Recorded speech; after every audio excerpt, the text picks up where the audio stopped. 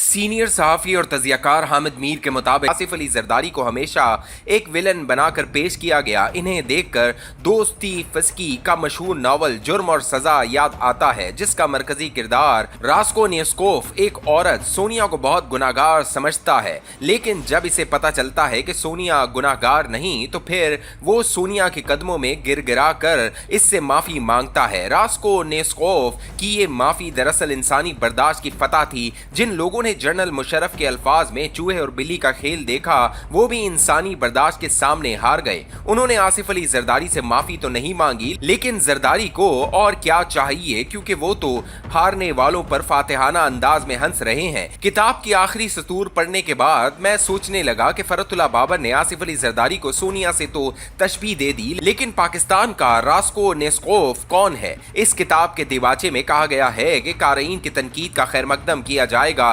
दिलचस्प बात यह है कि बाबर साहब की किताब पर पीपल्स पार्टी के अंदर ज्यादा तनकीद हो रही है, जिसकी बड़ी वजह किताब के मंजर आम पर आने की टाइमिंग है। मीडिया में किताब के सिर्फ वो हिस्से उजागर हुए जिनमें बताया गया कि 2008 में आसिफ अली जरदारी उस वक्त के army chief general Ashfaq Parvez Kayani की मर्जी के खिलाफ सदर मुमलिकत बने और एबटाबाद ऑपरेशन के बाद कियानी और सदर जरदारी में गलत फहमियां बहुत बढ़ गई। इन वाकयात की रोशनी में जरदारी साहब का दोबारा सदर बनना बहुत मुश्किल था, लेकिन 2024 में वो दोबारा सदर बन गए और मौजूदा army chief field marshal Asim Munir के साथ इनके ताल्लुकात बहुत अच्छे हैं। फरतुल्लाह बाबर पीपल्स पार्टी के अंदर एक ऐसे मकतब फिक्र की नुमाइंदगी करते हैं जो शुरू से ही आसिफ अली जरदारी के सियासत में आने के खिलाफ था।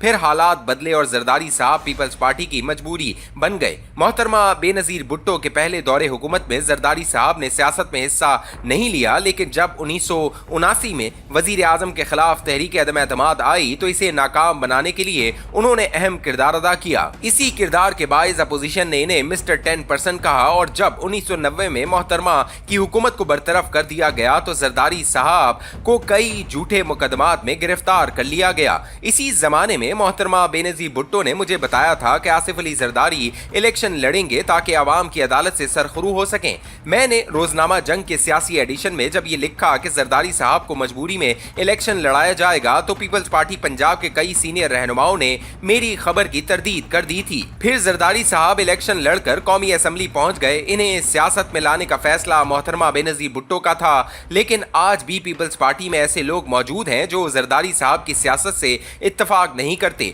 मैं एक और वाक़े का यानी शाहिद हूं जब 1992 में पीपल्स पार्टी के 3 रहनुमाओं ने मोहतरमा बेनजीर भुट्टो से कहा कि आप आसिफ अली जरदारी से तलाक ले लें तो आपके सब मसाइल हल हो जाएंगे। मोहतरमा ने यह तजवीज मुस्तरद कर दी थी। फरतुल्लाह बाबर ने अपनी किताब के सफा 24 पर लिखा है कि मोहतरमा बेनजीर भुट्टो ने पार्टी या हुकूमत में अपने खाविंद के हाई प्रोफाइल किरदार की कभी हौसला अफजाई न की थी, लेकिन इसी सफ़े पर लिखते हैं कि जरदारी साहब न सिर्फ पार्लियामेंट के रुकन बन गए बल्कि अपनी अहलिया की काबीना में भी शामिल कर लिए गए। ये तजाद किताब में जगह जगह नजर आता है, लेकिन दूसरी तरफ इस किताब में जरदारी साहब पर करप्शन के इल्जामात गलत करार दिए गए हैं। बाबर साहब ने सफा 50 पर लिखा है कि आसिफ अली जरदारी ने 11 साल जेलों में बगैर किसी सजा के गुजारे और इन पर कोई इल्जाम साबित न हो सका। इन पर कई मुकदमे बनाने वाले सैफुर रहमान ने इनके कदमों में गिरकर माफी मांगी। इत्तफाक से इस माफी का भी मैं ऐनी शाहिद हूँ। सैफुर रहमान ने जिनके हुक्म पर ये मुकदमे बनाए उन्होंने तो कभी जरदारी साहब से माफी नहीं मांगी। इस किताब में साबिक army chief general Ashfaq Parvez Kayani और साबिक DGI अहमद शुजा पाशा के अलावा नवाज शरीफ, इमरान खान, शाह महमूद कुरैशी और साबिक चीफ जस्टिस इफ्तिखार मोहम्मद चौधरी पर तनकीद की गई है, जिन्होंने खुफिया इदारों के साथ मिलकर जरदारी साहब के खिलाफ साजिशें की। बाबर साहब ने किताब के आगाज में एतराफ किया है कि आसिफ अली जरदारी ने इन्हें कभी मुतासर नहीं किया, लेकिन सफा 146 पर यह एतराफ करते हैं कि चीफ जस्टिस इफ्तिखार चौधरी को बहाल करने की मुहिम के पीछे जनरल कियानी थे और जब जरदारी साहब इस मुहिम का मुकाबला कर रहे थे तो मैं इनकी मजम्मत से बहुत मुतासर हुआ।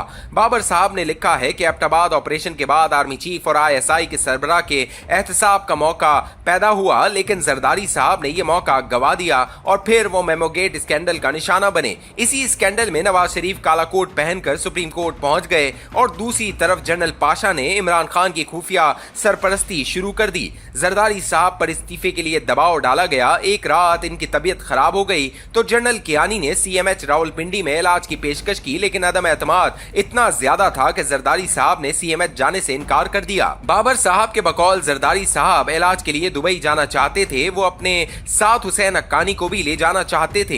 एक दिन वो लोडेड गन के साथ हेलीकॉप्टर में सवार हुए तो डॉक्टर आसिम हुसैन ने इनके साथ जाने से इनकार कर दिया और कहा जरदारी साहब का कोई पता नहीं कि वो हेलीकॉप्टर में फायरिंग शुरू कर दें। इस वाकये की डॉक्टर आसिम हुसैन ने तरदीद की है क्योंकि वो तो दुबई में भी जरदारी साहब के साथ मौजूद थे। हुसैन हक्कानी से पूछा तो इनका कहना था कि इन्हें जरदारी साहब के पास कोई गन नजर नहीं आई। डॉक्टर आसिम और हुसैन हक्कानी का कहना है कि फरतुल्लाह बाबर तो मौके पर मौजूद ही नहीं थे। बहरहाल बाबर साहब ने ईरान और सऊदी अरब में मफाहमत से सीपैक के आगाज तक कई अहम तमगे जरदारी साहब के गले में डाल दिए हैं और इनकी बर्दाश्त व हौसले की दाद देने में बुखल से काम नहीं लिया। रूस के मशहूर अदीब दोस्तोयेफ्स्की की जिंदगी एक ड्रामा थी।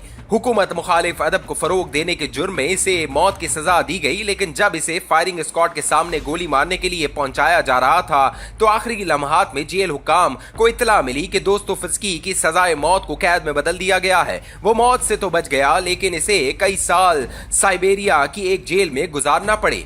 जेल से रिहाई पर इसने एक नॉवल लिखा जिसका नाम क्राइम एंड पनिशमेंट, जुर्म और सजा था। इस नॉवल की वजह से दोस्तोयेफ्स्की को आलमी शोहरत हासिल हुई। वो हुक्मरान जो दोस्तोयेफ्स्की को अपने लिए खतरा समझते थे वो इसकी खुशामद करते नजर आए। मेरी राय में जरदारी साहब का किरदार सोनिया से ज्यादा दोस्तोयेफ्स्की से ज्यादा मुमासलत रखता है, क्योंकि जिन ताकतवरों ने दोस्तोयेफ्स्की को झूठे इल्जामात में जेल भेजा वो बाद में दोस्तोयेफ्स्की की परस्तार बन गए।